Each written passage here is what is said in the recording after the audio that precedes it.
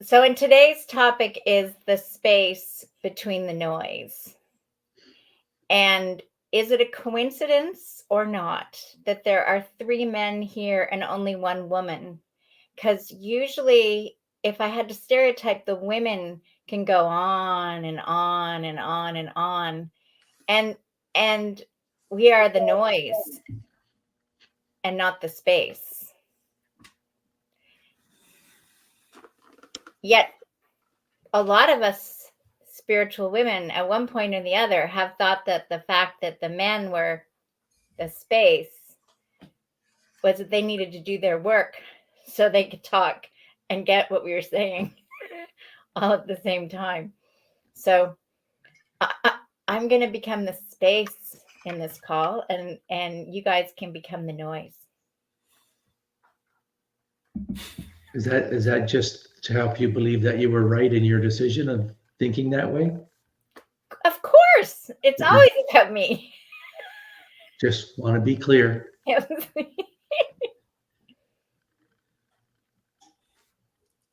we go. Oh, we have another woman. There you go. It's as soon as I made that declaration, there you have it.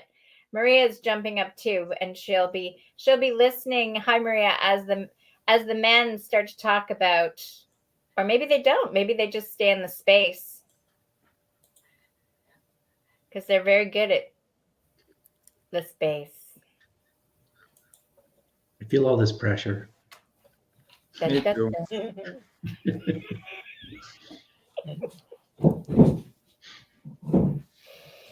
How about we just get centered then? How about we work on Abdul? Do you wanna do what you did? Like whatever, not exactly what you did because you never do it exactly the same way, but just lead us into this space if we're not already there.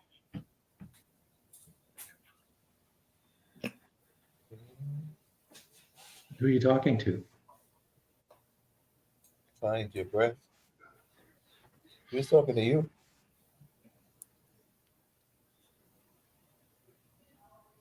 Find your center.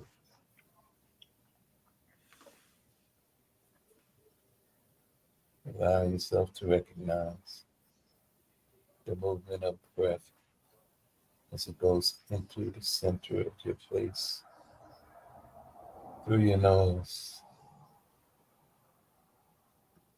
out of your nose, through your nose, out of your nose. Allow your focus to go between your eyes, finding the middle point. It also allows you to recognize your spine.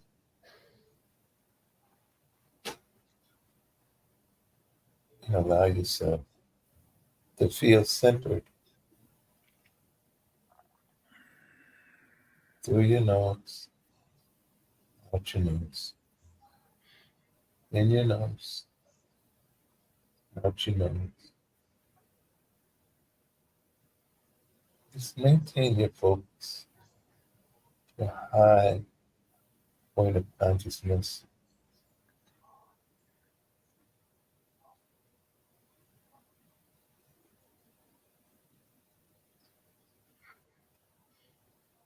Thanking yourself for remembrance,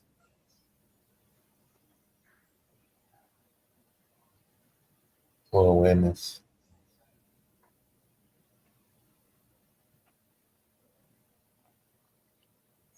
For love defined.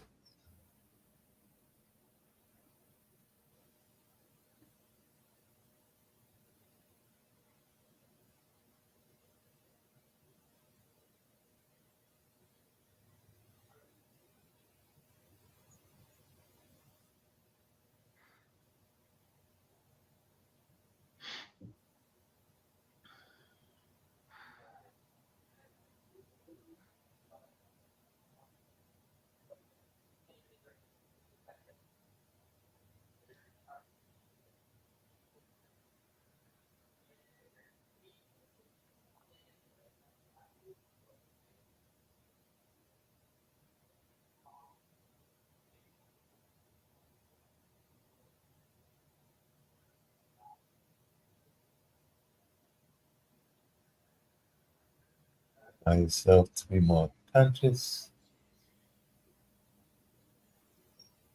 more present to the moment of now, and prepare to share.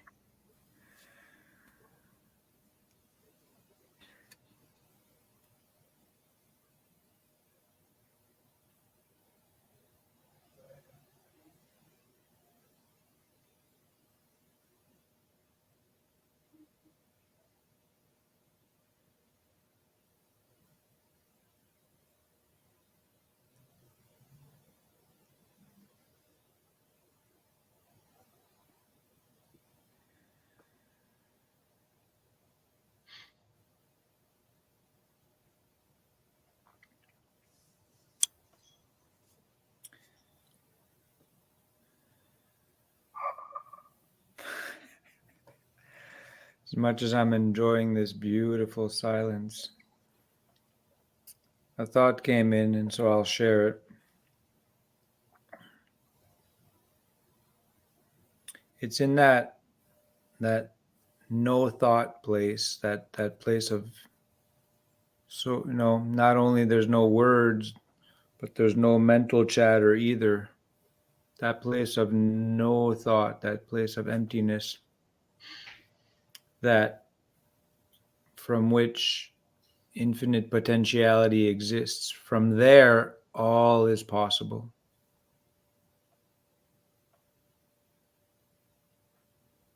It's a great place to plant seeds.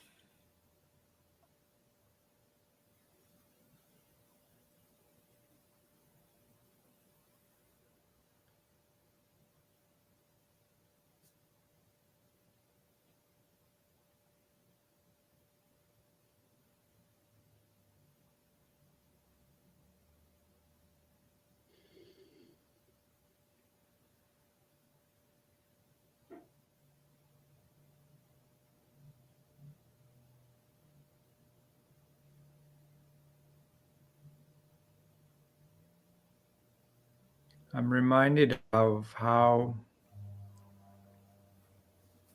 often people feel uncomfortable in the silence. Obviously not with this gang, but it makes me think of that, I tend to quite enjoy people squirming in the silence, because I'll watch somebody be uncomfortable within the silence and wonder why.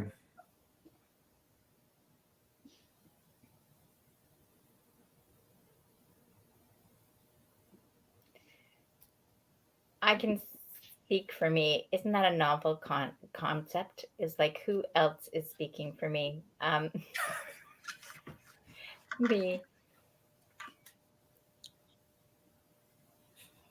There are times when I'm consciously wanting that space to be blank, and I find when I'm consciously wanting that space to be blank, it's when it seems like there's a steady stream of thoughts about saying, you want to say something, right? The uncomfortableness, as you saying, it's the uncomfortableness of the silence. It's like, let's just say something, especially just in case somebody else is feeling uncomfortable. I'm going to say something so they won't be uncomfortable. And the stories that I tell myself about other people in order to justify that I'm going to speak or do something. So the more that the world continues, like that I notice the world is reflecting back what's going on in here, in my whole body, mind, and soul, the more relaxed I can be and the more I can laugh at myself, because it truly is a pure reflection of me. Whether those seeds were planted just now or those seeds were planted long ago, but they're manifested to a vision that's in front of me here.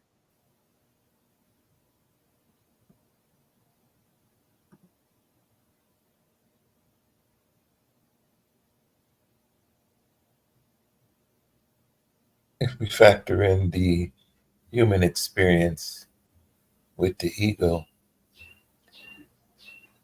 wants to be seen and heard and appreciated at all costs. So the intellect beckons you to use this thing that you attained from childhood,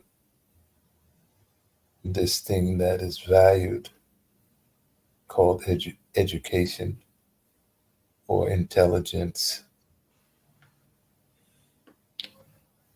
And so the popular thing is to communicate, right? Put something out there and test the water, test the level of intelligence that surrounds me. However inferior it may be. But the more you know, the less you say.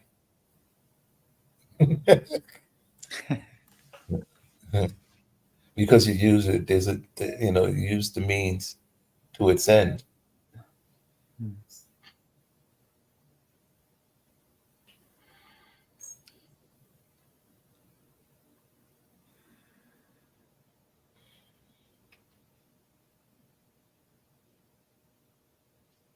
That's funny you mentioned that, because in my meditation, like 3 weeks ago, it just come up, said, say less. And I don't feel I actually talk too much, but yeah, say less.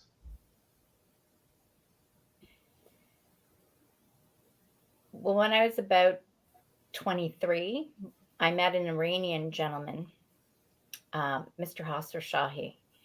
And that was the first time I experienced so this was in a business setting, but he was a man of very few words. And when I say very few words, if he uttered like 3 words in a day, that would seem like it was a lot of words. Like he would have this look. He would just look at you, and I remember meeting him and feeling uncomfortable because it was explained something that I was to do, and and I look at him, and he just looks like I was supposed to know exactly what was going on in his mind, and I didn't know, but at the same token, there was a calmness in it that it stuck with me, because I'm still remembering it today, is that this man was running these companies, and yet he barely said anything to anybody. It was totally something completely new for me to see how he communicated. It was almost like he was holding the space, and he would wait for us to get the thought and go, oh, I go do this. And it wasn't like he was nodding his head going yes, or shaking his head going no. It was just like he was just looking. Yeah. Huh. Telepathic communication, maybe. I was having that conversation with somebody yesterday, talking about, at this point now, when somebody talks about me or thinks about me, I hear it. And I think that's just sort of the beginning of where we're all going. I think telecommunication is a thing. I think we all have access to it. I think we just have to uncover it. It's like a skill we've yet to develop, but we will once we realize we can.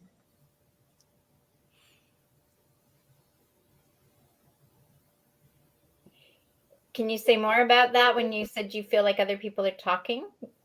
Well, okay. Yeah, I can actually.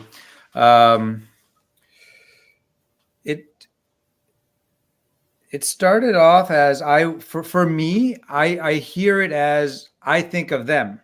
So I think of somebody that they're they pop into my mind. And then it took me a while to figure out, just through happenstance, people would say, "Oh yeah, we were talking about you the other day," and then I get some clarification, and that's when, about the time, and that's when I had thought of that person. And then enough of those have happened. Or another one that happens all the time, another one that taught me how it works for me, is I think of somebody, and then the phone rings a few seconds afterwards. So my interpretation is they thought of calling me, I thought of them, I got the message that they were thinking of me, and then the phone rang. So this happens so much that now I recognize that when the thought of somebody pops into my mind, it's because they're either talking or thinking about me. It's coming from them, and I'm picking it up. But for me, I pick it up as I think of them.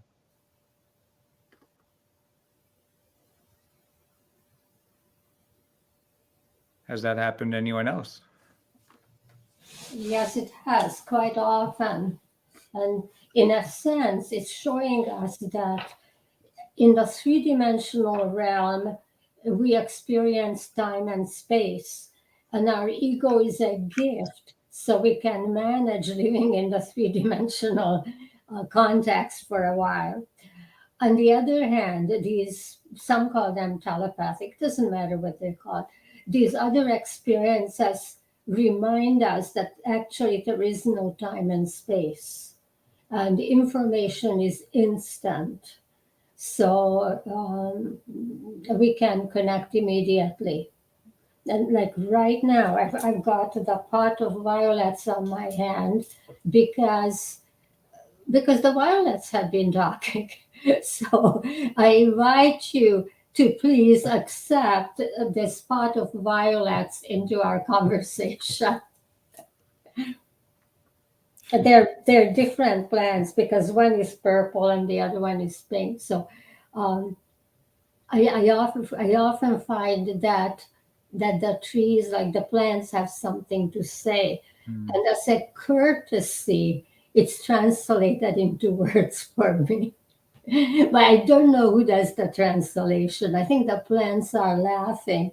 They do have a sense of humor. So, but somewhere along this communication, there is actually a translation. And they sense whether we're about to eat a salad, and they have compassion for the salad. And when we bless the salad before we eat it, then they don't go into distress, because there's something where we all connect into a higher consciousness, that, call it the creator, the benevolence, whatever it is, and then they are willing to be eaten without distress. And their friends all back off.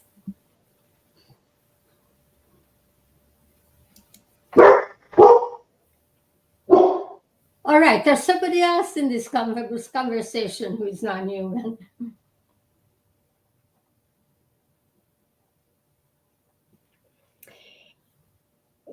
So in answer to your question, has anyone else felt that, Frederick? I will, sometimes it's like the message comes in that I feel like someone is thinking about me or wanting to connect with me. And yet there's also, with that message now, over the course of time, I will sometimes get, yeah, but it's not happening now. Just it's like there's a conversation, but also a not now. And then other times it's like it's a yeah now, like call now or do this now.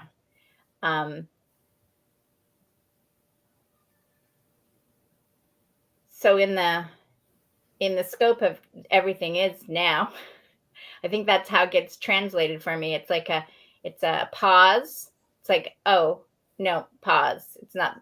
So there's movement happening in the universe, but to two of us, if there's two individuals aren't intersecting at this moment in time, where like things are happening, but it isn't there. And then other times it's clear, like go now. And that's the moment where you have, it just seems like time has stood still because you get the right call, you go to the right place. Like I was saying last week, saw the UPS drivers, got to the bank line, nobody's there. Like it's just one thing after the other, which takes 5 minutes instead of taking, half hour, an hour. So I feel like the more aware we are of the space, we're able to receive the communication that we need to act on in that moment, and all the superfluous noise, if that's the word, lessons and lessons. It seems to me, I'm fascinated by what you're saying. It seems to me like I just mentioned translating the nonverbal communication of plant human for my sake into human words. Sometimes I don't hear it as words. I just get a sense, a feeling sense. But sometimes it's words and it's very specific. I'm wondering with what you are saying about make the call, not now, is that it's also between dimensions. And like there is no time and space, but it does exist in our three-dimensional experience. So whatever you're involved with in the non-physical becomes translated into the physical when the delay, the pause, that you call it, the pause enters.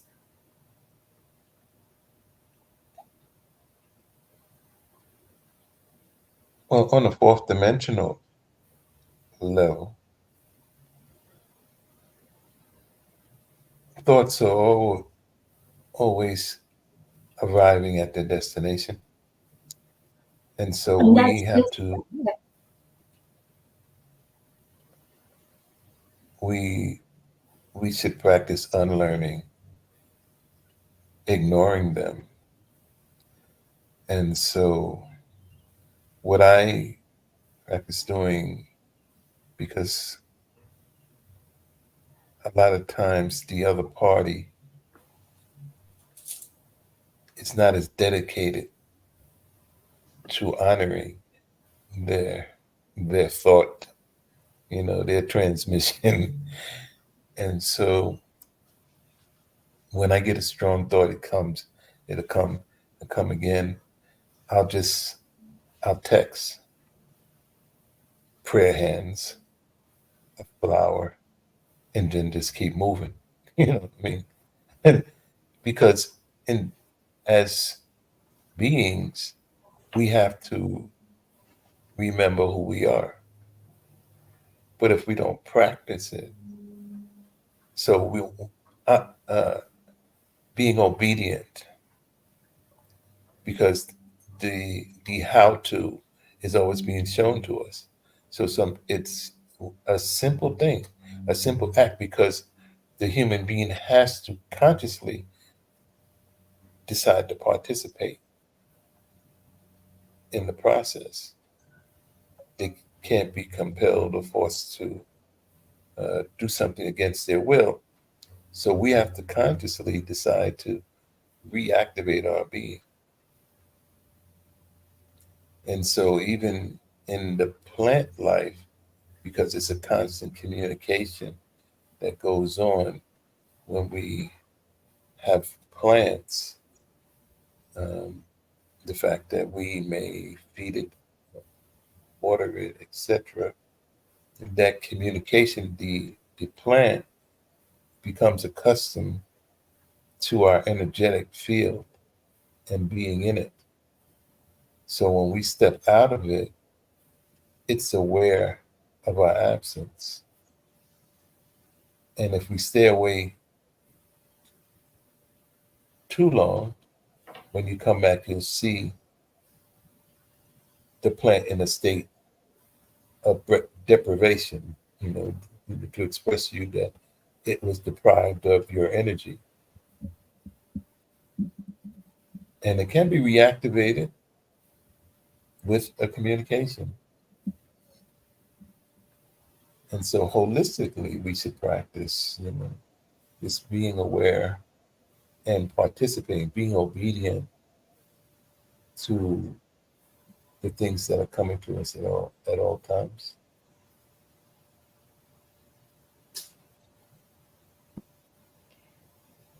Going to use an analogy for the moment because I think what you were just sharing, Abdul, is like texting. And I'm thinking of all the times you sent me the emojis. No.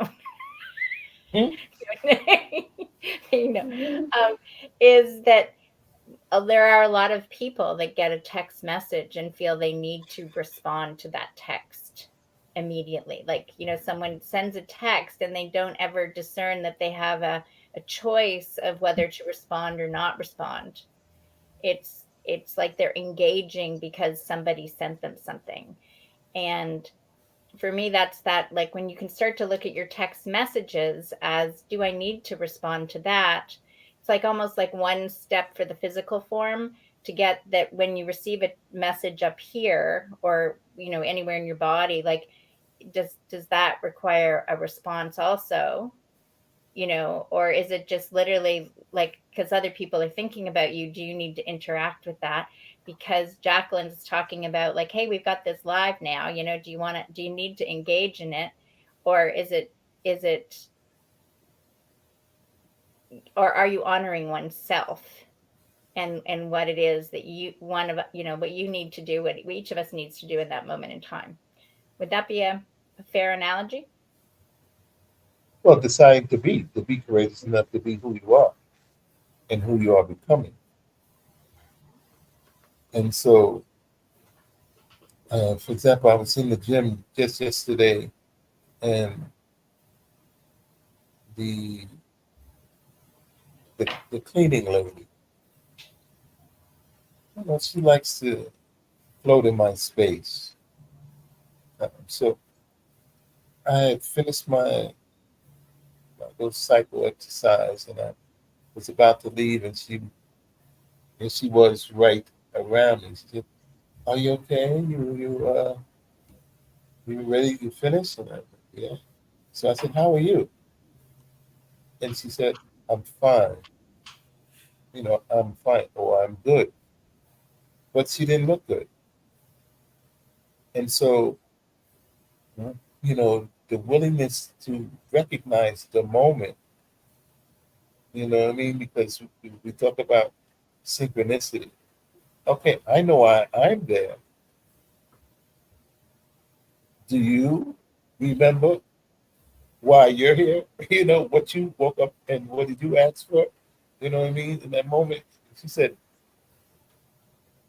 I said, "Are you really good?" And she said, "Why? Do you see me as sick?" And I said, "No, I see you as tired." You know, to give her an opportunity, because it takes courage, again, to be willing to communicate and to recognize that the help that you want is always there. And so we that are more informed, you know, just have to offer ourselves. Because a lot of times we shy away from, you know, just, you know, offering the smile or extending the hand or just touching, making the connection, because our awareness is telling us, you gotta, this is a moment, you know. The other part does not have to be, is not always willing to be as equally courageous.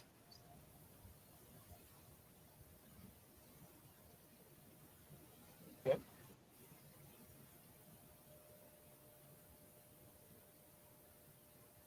Can you hear the rain on my side?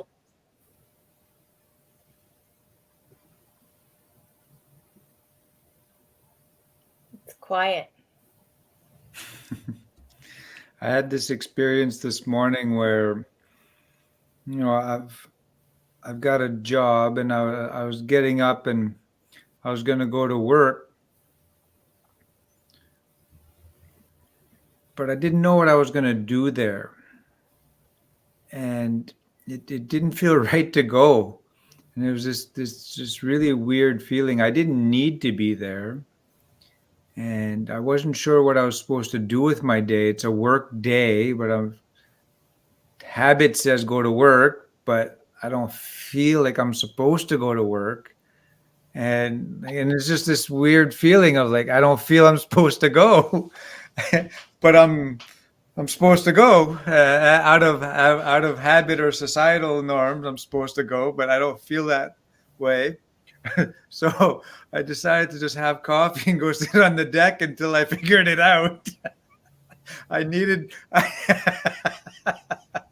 I needed to just quiet everything down. I let the rest of the house leave, and everyone went off to school and work. And then I sat on the deck and I thought about it for a while, and took care of a few phone calls and emails. And then I went inside and I started vacuuming, and I felt so good. It really felt great vacuuming. I was just like, this is what I'm supposed to be doing.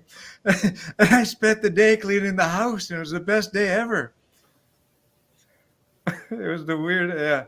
But I guess the point of the story is I needed to just quiet everything down to get the message, I guess, and to, because I was following my intuition or my sense feeling. Like I didn't feel like going, and I didn't really know what I should do until I started vacuuming, and that felt really good.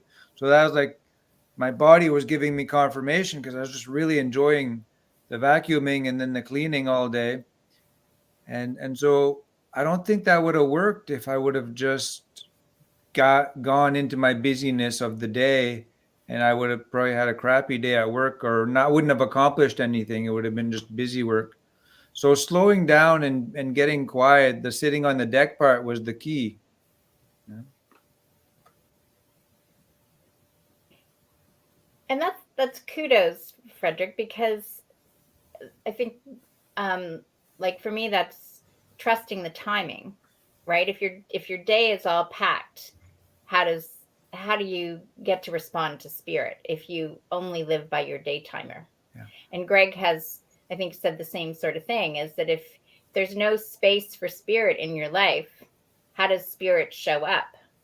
And I think I've seen people, they're praying or they're asking for life to change and things like that. They're asking and they're asking, yet they create no space.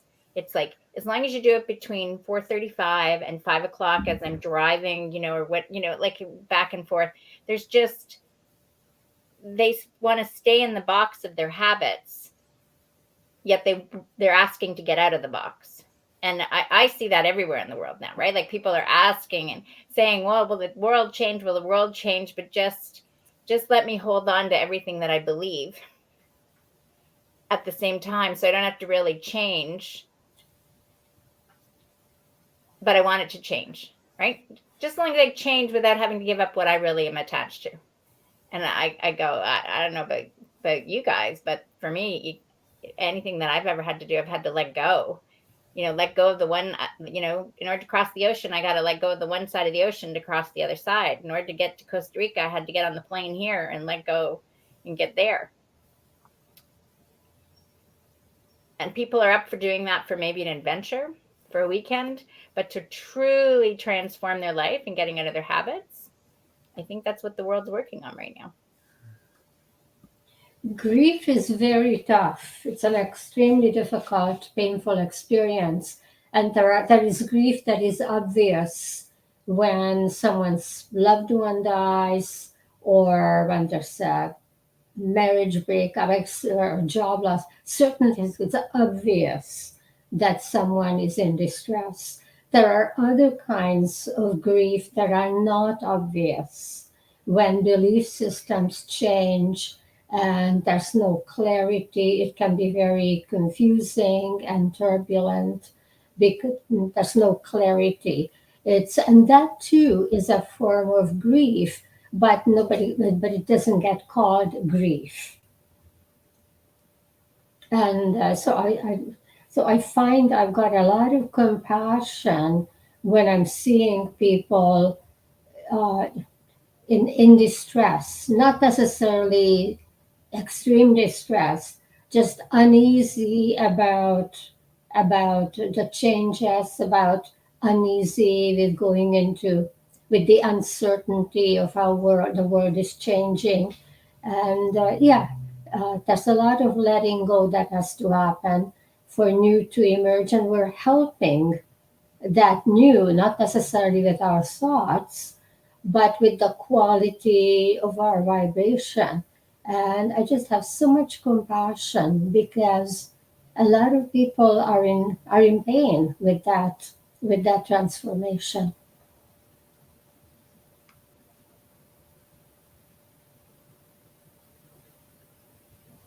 Also, with the sign of awakening. Can you hear me? It's testing 1, 2, 3, 4, 5, 6, 7.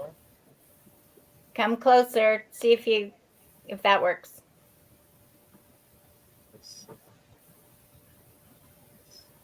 Testing sound. While you're working on that, that for me is an example of how quietly spirit can speak. Because I would say when people are compassion, I'm going to sound like it's kind of overrated. I think we've gone to a culture now where we're so open to having people grieve. We're allowing them to stay in that space and because the quiet voice of spirit is always there with a new opportunity and a new solution. And grief is hardest from my perspective and on me is when we're refusing to let go. I find that it's an opportunity to offer a little more light. It's not about helping them stay there, but more like look up a little bit and you will notice a stepping stone. So the right word, it gets to be very three-dimensional. The right word or the right gesture gets them gets them to be a little more open-minded and look more broadly. The other thing is example. When someone carries a little bit more light and they see that, so it's not about helping them stay there, not doing it for them, but saying a word that just opens their minds or helps them to look around more broadly.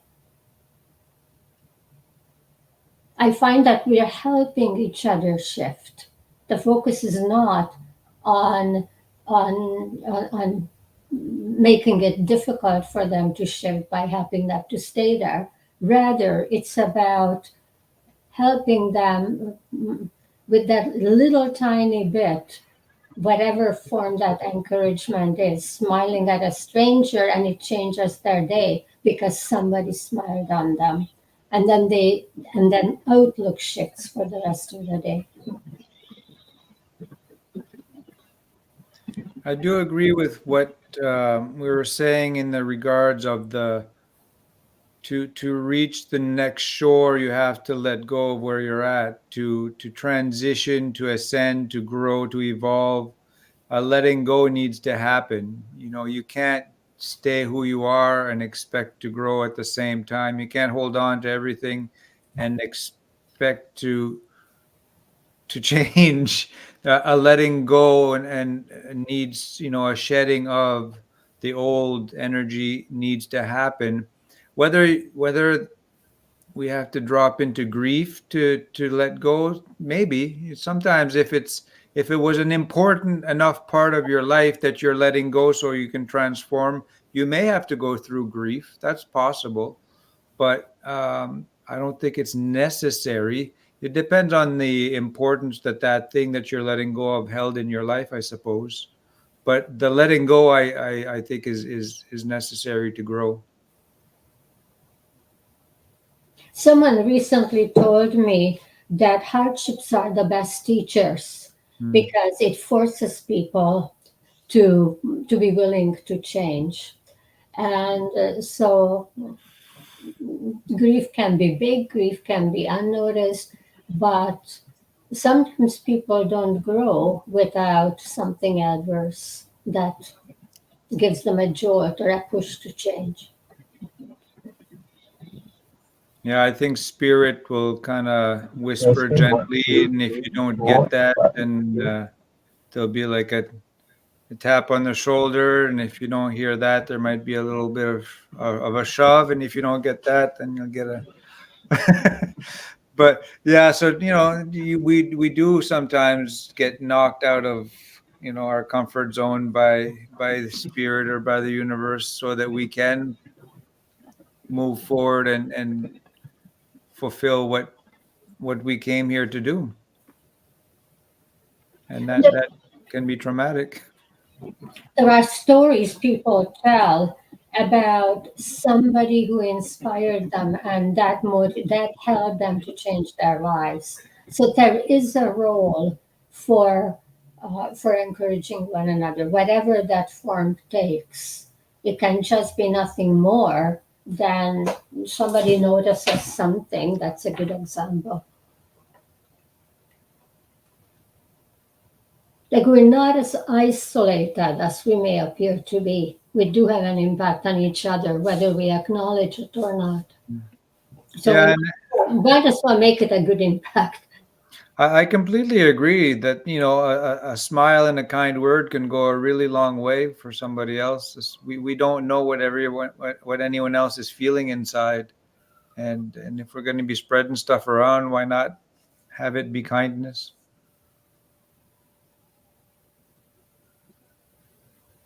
When we were talking a bit earlier about listening, what was coming to me was like we listen with our directional hearing with 2 ears, and that's like that it's like the judgment and listening of a right and a wrong, a left and a right, and all that, and spirit basically just has when you feel spirit and hear spirit, it's not in a duality thing. It's just one. You don't hear it out of your left or right ear. You don't have it on left or right brain. You hear it wholly. And I think when we're listening, as I'm listening right now, that I can listen, I can feel what spirit's listening to, and be in between what my ears are hearing and what I'm getting through my spirit, if that makes any sense. And I know anyone that's done enough work, they would know what I'm talking about, and that helps for discernment and a lot of things that we do in our lives. And that's where, like you were saying, Frederick, that's where we're going with that, because that other listening with only the one knowing, it doesn't actually, not an ear, the one knowing, there'll be no room for crooked politicians and crooked lawyers and all that stuff, because there's nowhere for them to hide. They can't hide behind the world, the two-dimensional world, can be manipulated and lied and stretched and cheated and all that stuff. So there'll be no place for them to hide, and that'll be really good.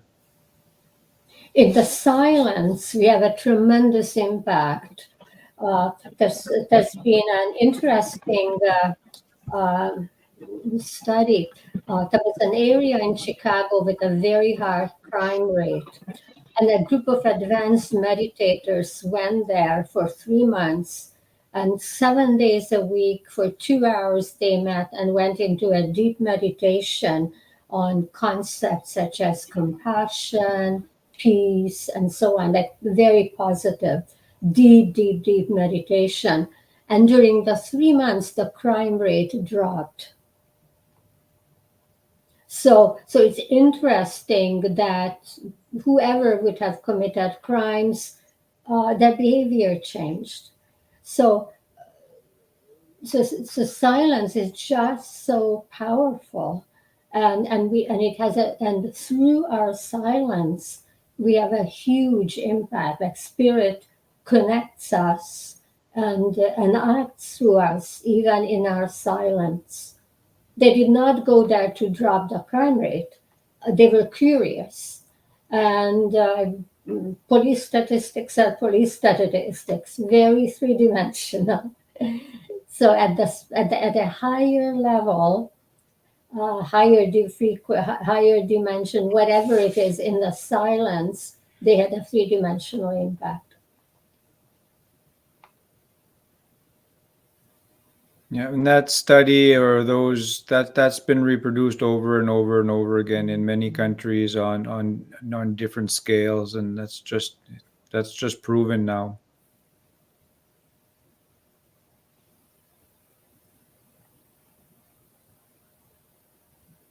It's about intentionality, what our intentions are. Well, it wasn't my intention to lose Abdul. Okay. Yet he's in the silence. Okay.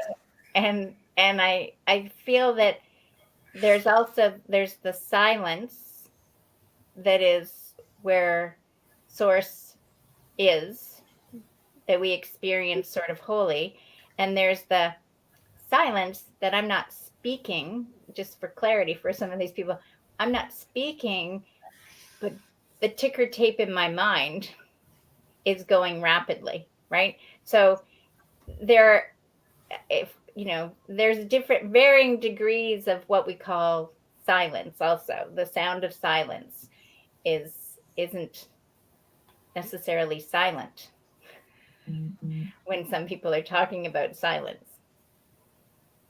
But I do appreciate that Abdul wanted to demonstrate in this situation that Spirit led him to be completely silent, so we would get that sometimes that's how Spirit talks to us.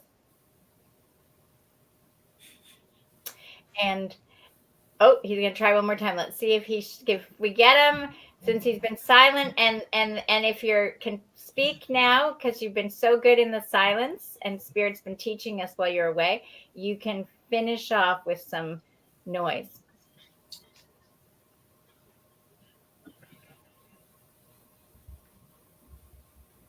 Is that an invitation for me? Testing? Yes. 1, 2, 3? Yes. Mm-hmm. Yes? Oh, okay. What I wanted us to consider, Frederick, at your point, it's like a sign of awakening, because the fullness of time, you know, Sunday, Monday, Tuesday, Wednesday, Thursday, Friday, in reality, these things don't exist. And when it comes to trying to program your life around this idea, you never feel like doing what the program says. You decide to put yourself into it. And because of when you continue to evolve spiritually, and we're constantly as light workers doing the work for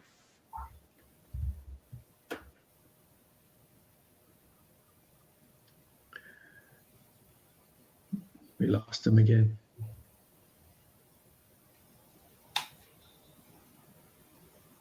Did we ever lose him? And I think that's the same question when we ask Spirit. a When lot of. It's not there. Oh, he's back. Are you there? Can you hear me? You are. Can you hear me? Hello? Testing? I don't know. Can hear you. Mhm.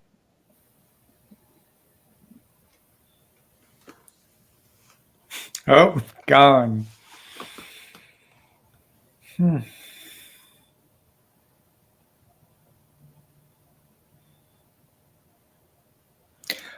I think silence, it can be a wonderful teacher in the sense of it shows us where we're at. To be okay with the silence means you're okay with yourself. And to not be okay with the silence, then what are you trying to cover up with noise?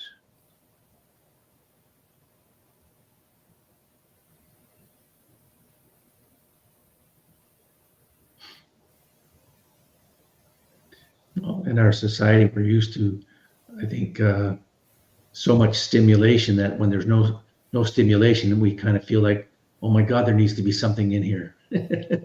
Yeah.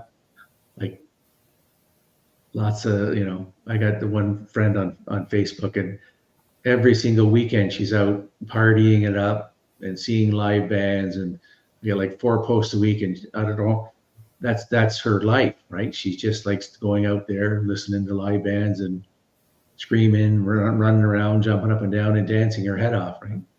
And is it wrong? No, but the question, is it right for you though? There's a million things in our society we could look at and go, well, there's nothing wrong with it, but it doesn't serve any of our higher purpose. And I get that there's lots of people that aren't even concerned about that and don't even know that that exists, and they're not, so hence they're not looking for it. They think their mission in life is just to, make sure they have the smile on, or whatever it takes, right? The smile on, money in the bank, white picket fence, 2.2 kids, or whatever that is, and that's what life is, and they don't go past that sometimes. I'm curious about the 0.2 kids. I get that too.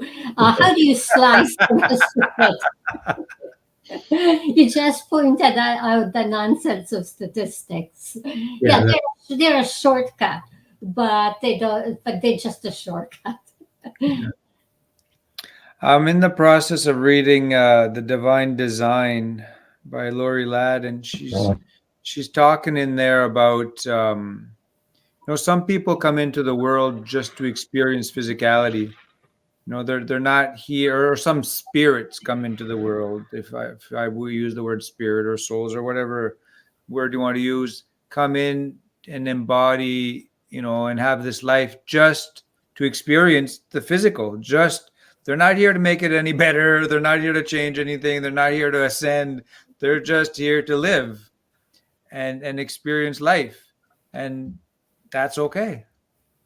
And if that's part of you, if that's why you came here, then great.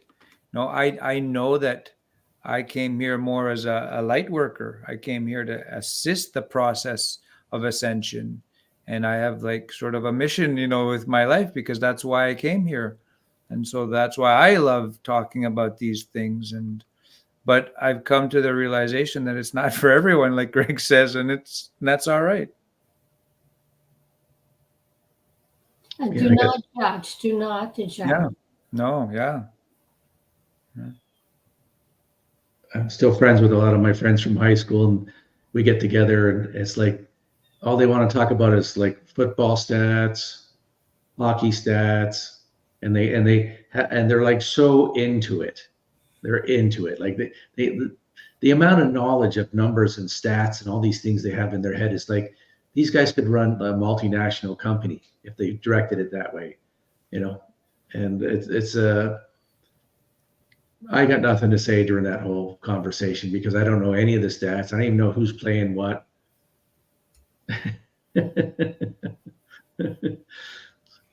Well, on that note, I've kind of watched myself going from knowing all that stuff to knowing none of it, and looking back, and just I don't miss knowing. The only thing, there was a point though where I was in transition, where I used to know all that stuff and all the stats and all the players, and then I started to not.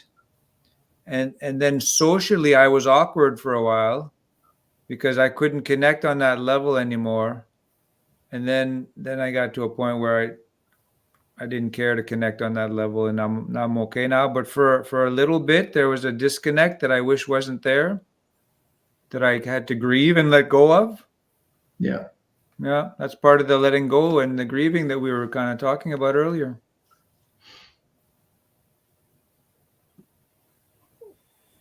Well, I think we'll wrap up here tonight, today, this afternoon, wherever you are in the world, and just give yourself permission to listen quietly to what's coming through you. Discover the space between the words, the noise, as we called it today, and notice what you notice. There's no right or wrong in what you're noticing. It's you noticing it and then discovering what you're experiencing in it and then possibly adjusting it. It's the journey of what we call life. And we're all having our own experience. So thank you for being here, and we'll see you again next week in another conversation about spirit in our lives. Thank you very much.